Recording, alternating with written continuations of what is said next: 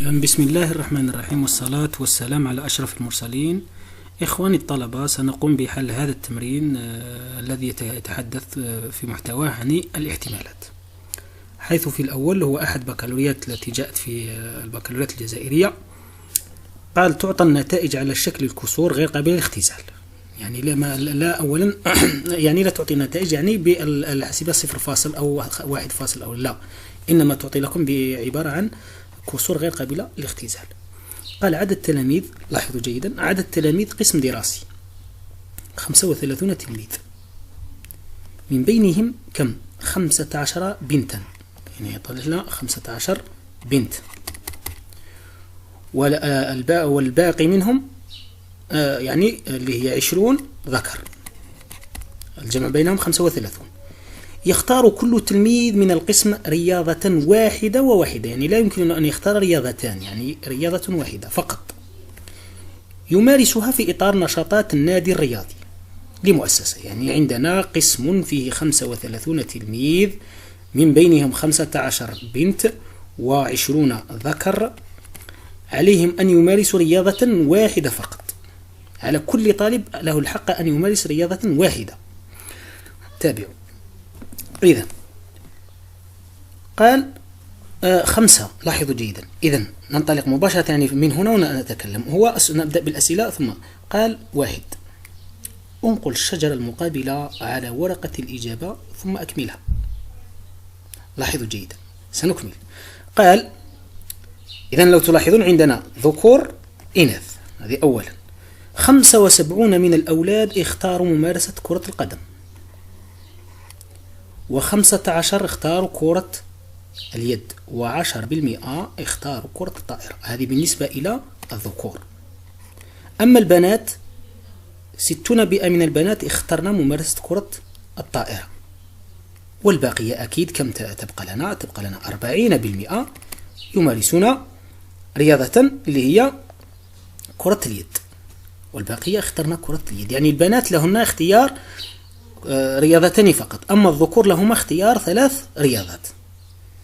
لتمثيل هذا القسم في منافسة رياضية التي تجرى بين الأقسام أو بين المؤسسات، يتم اختيار تلميذ واحد منه بطريقة عشوائية. يعني عندنا ذكور وإناث، نختار واحد منهم فقط. الآن قال يرمز إلى جي، إلى التلميذ الولد، يعني جي يعني جارسون، ويرمز إلى اف إلى البنت اللي هي في، ويرمز لاحظوا إلى تي إلى الحادثة التلميذ يمارس كرة القدم، هذه تي، وآن كرة اليد ما، و في كرة الطائرة فولي. السؤال الأول قال انقل الشجرة المقابلة، ها هي الشجرة أمامكم، على ورقة الإجابة ثم أكملها. تابعوا أرجوكم أبنائي. سنأتي الآن إلى الشجرة ونبدأ بإذن الله بالعمل رويدا. لاحظوا جيدا، عندنا في القسم كم؟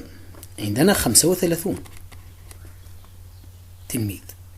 الآن في هذه 35 يوجد ذكور ويوجد عندنا إناث. لاحظوا جيدا، كم يوجد عندنا إذن من فرع في هذا الاحتمال؟ عندنا فرعان، ها هو الفرع الأول ذكور، وها هو فرع ثاني الإناث فقط. يعني تبدأ الشجرة، ها هي أمامكم الشجرة، لاحظوا جيدا أبنائي، ها هي الشجرة فيها فرعان. الآن احتمال، الآن هنا قال جي يمثل الذكور، لاحظوا أرجوكم، ها هي جي الذكور، والأف بنات، ها هي أمامكم، ها هي أف بنات. نبدأ الآن. احتمال أن يكون ذكرا، احتمال أن يكون ذكر، احتمال أن يكون من هذا، يعني لما هم عندنا مجموعة من التلاميذ، لاحظوا جيدا أرجوكم وتابعوا، عندنا مجموعة من التلاميذ، نختار من 35 نختار ذكر. الذكور كم عندنا 20، لأن عندنا 35 15 بنات، ركزوا 15 كم؟ بنت. إذن الذكور كم يكون 20 من 35 اللي هي الحادثة إذن الحادثة هنا لاحظوا هي 20 على ماذا؟ على 35. الحادثة الملائمة على الحادثة الممكنة. الحوادث الممكنة هي 35. تابعوا جيدا. أما البنات، لو نأتي إلى البنات تابعوا جيدا. ما هو البنات؟ يكون احتمال أن يكون يعني من هذه لما نقوم من عملية السحب يعني تلميذ من 35 يكون 15 من الحوادث الملائمة الممكنة. الحادثة الملائمة اللي هي تلميذة من 35 اللي هي الممكن يعني الكلية. تابعوا جيدا. إذن هذا أولا احتمال أن يكون هنا احتمال أن يكون ذكر جارسون، وهنا احتمال أن تكون بنت. كيف؟ هو 15 من ماذا؟ من 35 اللي هو كل القسم، من هنا أخذ 15. الآن نكمل مع الجزء الثاني من الفرع. لاحظوا هذا الفرع الأول. نأتي إلى الفرع الثاني. هنا أصبح التخصص اللي هو جارسون اللي هو ذكر. نأتي الآن إلى الذكور. لاحظوا أبنائي في الذكور قال 75 يمارسون كرة القدم. كلمة 75% يعني هي دائما يا أولادي هي 75 على 100 كلمة بالمئة، وها هو قام بعملية ملئها 75 على 100.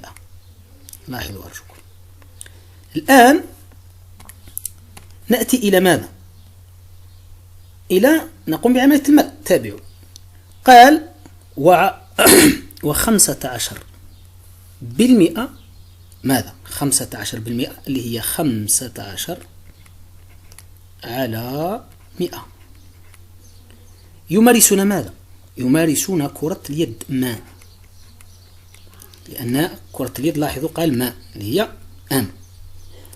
وماذا؟ 10% اللي هي 10 تتبع أبنائي 10 على 100 يمارسون ماذا؟ يمارسون تابعوا كرة الطائرة في. نملأ هنا في هكذا.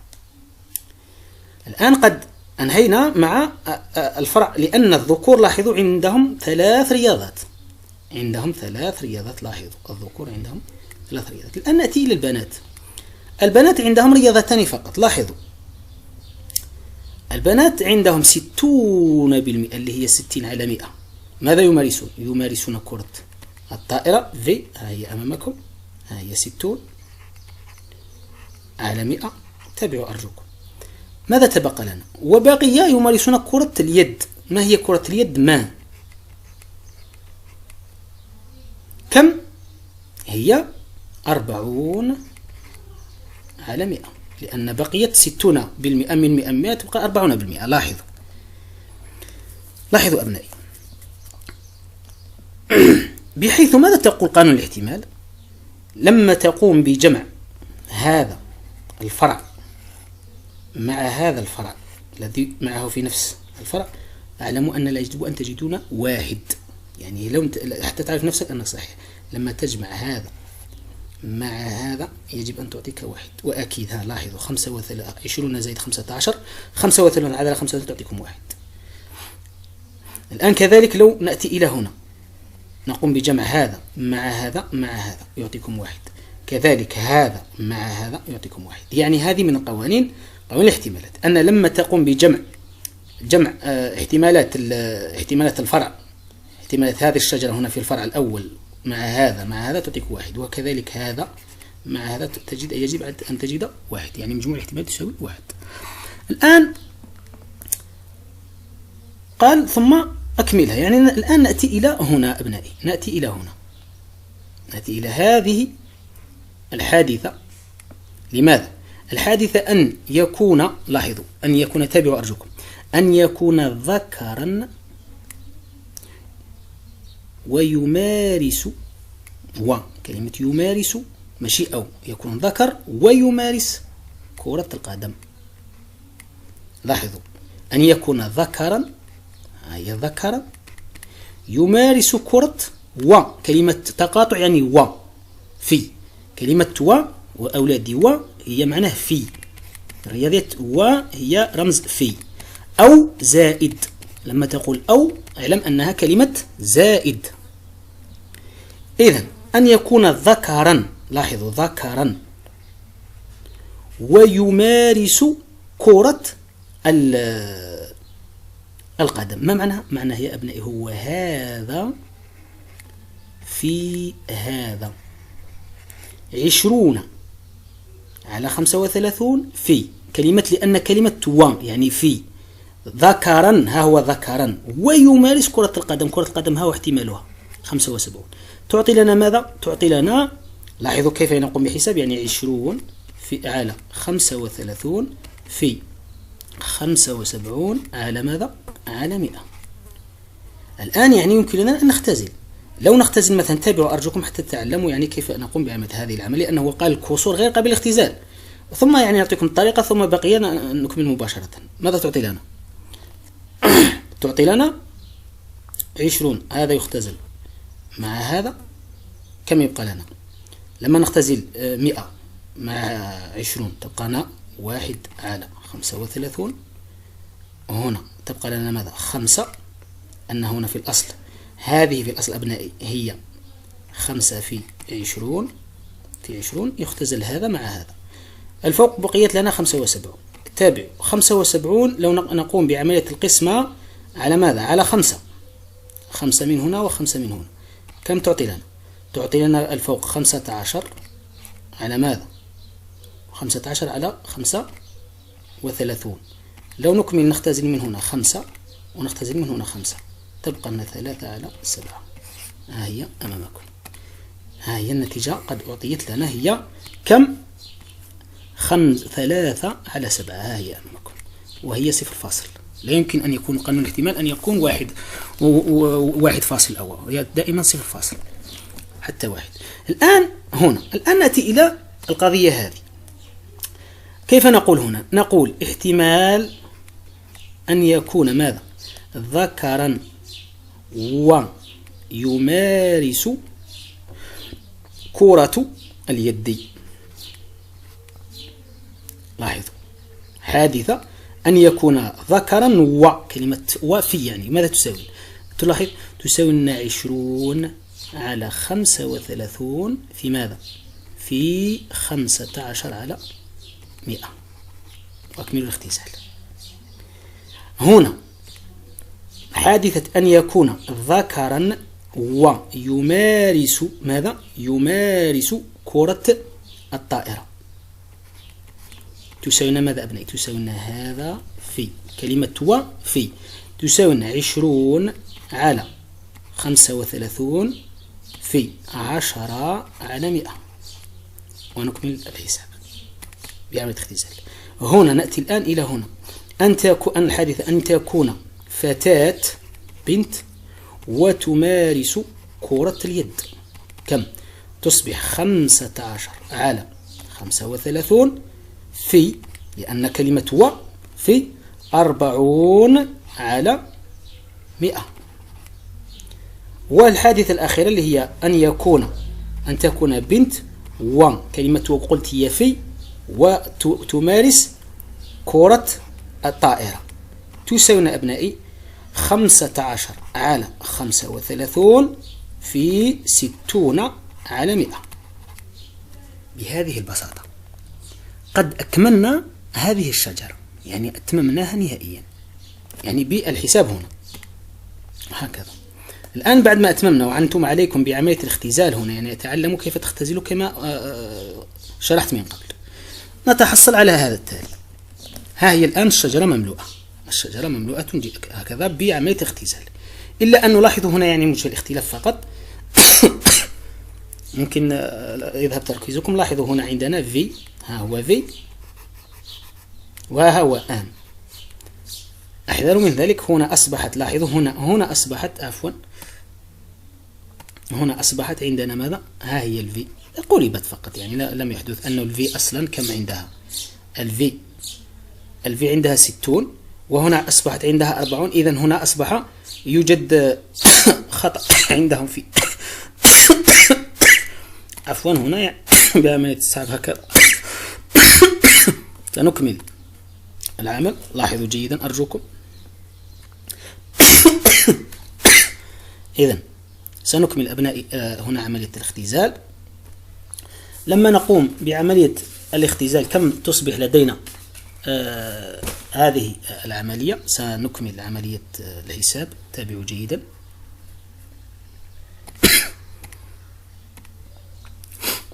إذا لاحظوا كم نجد هنا. لاحظوا أبنائي، نجد هنا لو نقوم بعملية الحساب سنكمل الحساب هنا. لاحظوا إذا هنا أعطيت لنا 3 على 7، وهنا قلت نختزل بنفس القاعدة، تصبح ماذا؟ تصبح تساوي لنا 1 على 35 في 15 على كم؟ على 5. تصبح تساوي لنا كم؟ سيختزل هذا مع هذا، تصبح كم؟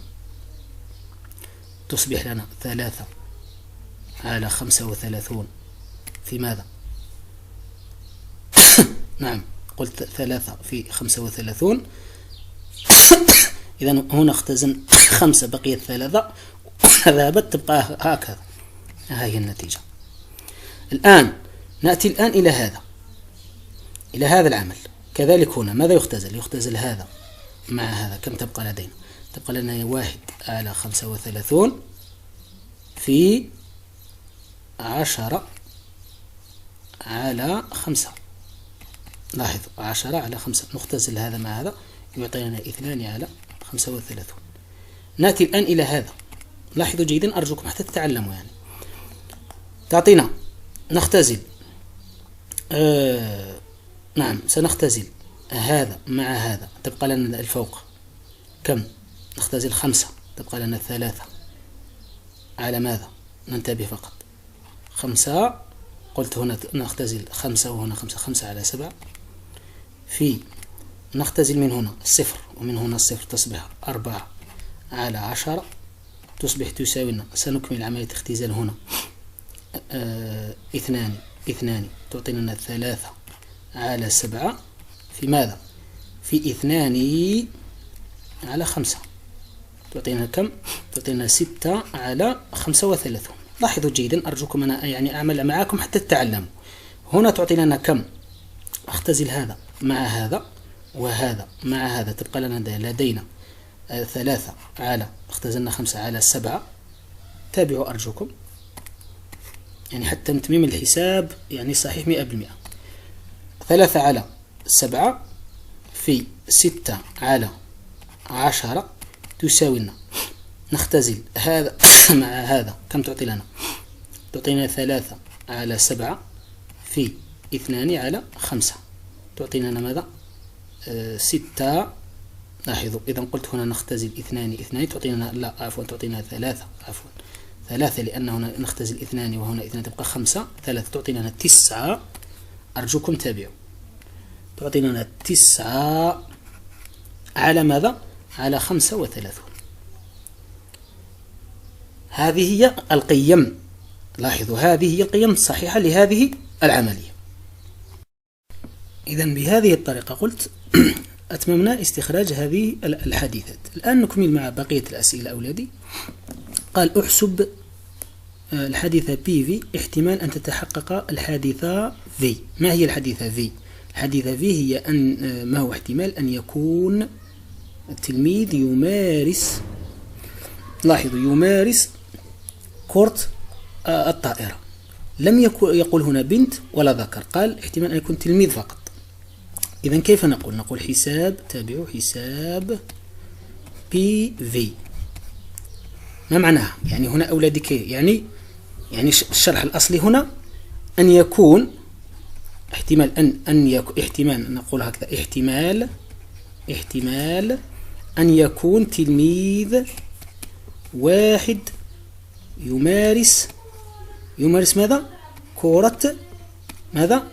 السلة، كرة السلة. هذا تلميذ واحد، لم يقل ذكر أم أنثى. ما معناها؟ معناها أبنائي لو نلاحظ هنا إلى الشجرة نلاحظ أن يكون احتمال أن يكون ذكر جارسون، هذا واحد.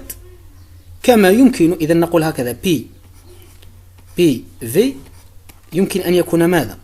أن يكون ذكرا، يمكن أن يكون ذكرا يمارس كرة السلة، يعني هذا 2 انتبهوا على 35. أو ماذا؟ أو بنت لاحظوا، أو تكون بنت تمارس ماذا؟ كرة السلة، كرة الطائرة، عفوا كرة الطائرة، عفوا هنا في يعني فوليم كرة الطائرة، لم تكن كرة السلة. تتابعوا أرجوكم، تابعوا ما معناه. لاحظوا أن يكون ذكرا يمارس، ها هو الاحتمال. أو كلمة أو هي زائد يا أولادي، هي زائد. أو تكون فتاة تمارس كرة ماذا؟ كرة الفولي.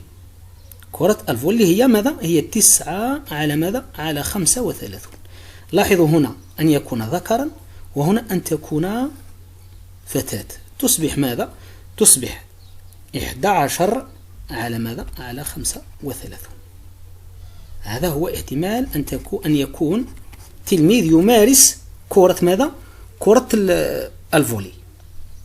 لو قال مثلا احتمال أن يكون ما هو احتمال أن يكون يمارس كرة اليد، ماذا نقول؟ نقول هذه اللي هي الفتاة، احتمال الفتيات زائد احتمال الذكور، ونقوم بعملية الجمع بينهم فقط. الآن نأتي إلى الثالث. لاحظوا ثالثا قال احسب احتمال الشرطي. لاحظوا الاحتمال الشرطي هنا ثالثا، انتبهوا فقط. الاحتمال الشرطي، الاحتمال الشرطي ما هو؟ اللي هي حادثة. لاحظوا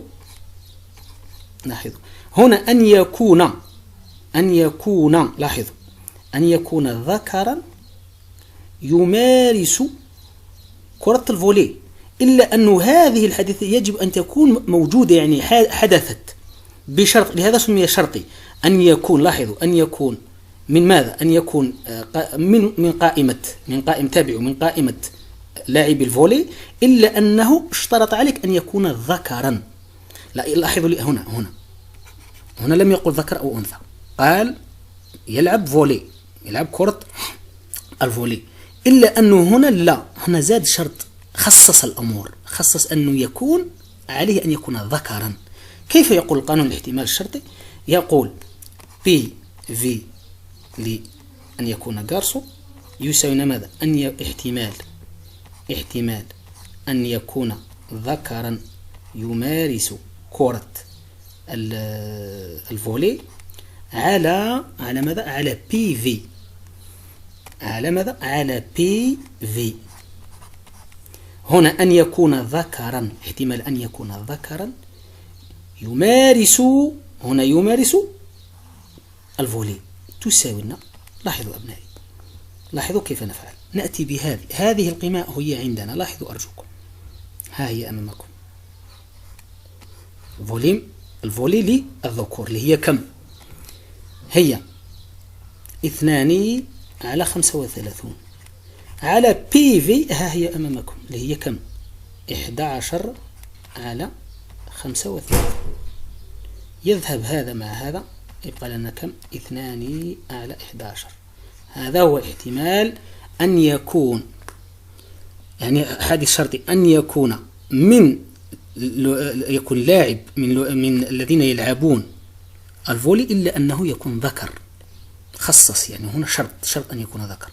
فيه يعني كان يقدر أن يقول ما هو احتمال أن يكون بي في اف، يعني في شرط، يعني بي في لإف ماذا يساوي؟ يساوي بي لي أن تكون فتاة تمارس الفولي على مجموع، على احتمال أن يكون من اللاعبين الفولي، تصبح كم؟ سينا ها هي أمامكم، هي 9 على 35 الكل، يعني خط تساوي، عفوا سيكون هنا على بي في اللي هو ها هو عندنا اللي هو 11 على 35 تعطي لنا كم؟ اختزل هذا مع هذا تعطي لكم 9 على 11. هذه حتى يكون PVF اللي هو احتمال شرطي أن تكون فتاة من لاعبين الفولي. نأتي الآن إلى السؤال الأخير. عفوا، تابعوا أبنائي. عفوا، ربما نحتاج هذه القيم.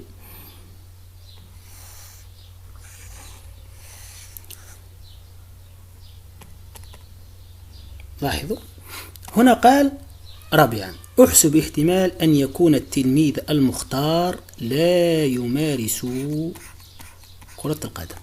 لا يمارس كرة ماذا؟ القدم. كلمة لا يمارس معناه الحادثة العكسية. إذا رابعا الحادثة العكسية كيف نقول P كرة القدم ما هي؟ هي تي. ها هي تي. الحادثة العكسية معناها أن لا تحدث. تساوي لنا ماذا القانون؟ يساوي لنا 1 احتمال الكلي ناقص ماذا؟ أن تحدث حادثة. هكذا. لاحظوا جيدا، تابعوا أرجوكم. قلت هو أن تحدث، تابعوا. عفوا، نعم.